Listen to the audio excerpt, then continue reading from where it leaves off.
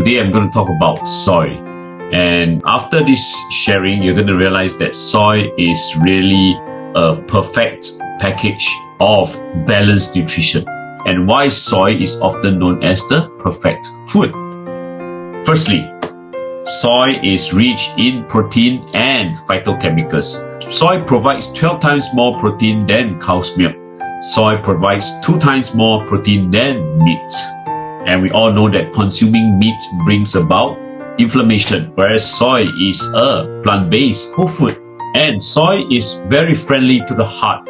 The US Food and Drug Administration and American Heart Association discovered that soy helps to reduce cholesterol and blood fats.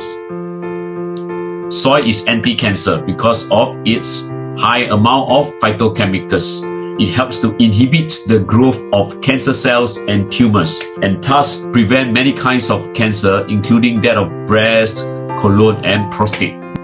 Next, soy helps to enhance calcium absorption and retention in the human body. And soy can prevent bone loss and increase bone density, and thus stave off osteoporosis. And soy can help to stabilize blood sugar level because of its low GI, which is just 18.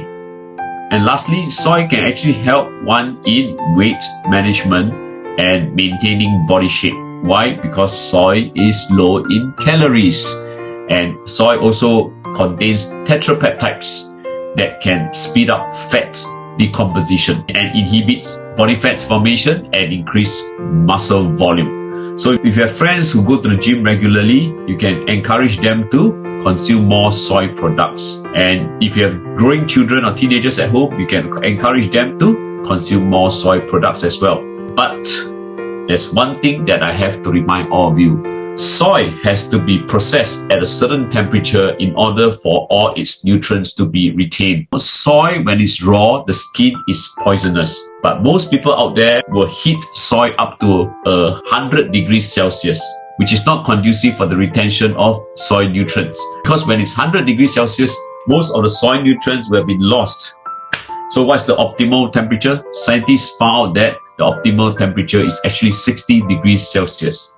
The unfortunate thing is, it's not easy to find a soy product that is processed at 60 degrees Celsius. The good news is, I found it in Singapore, and I have been consuming it regularly.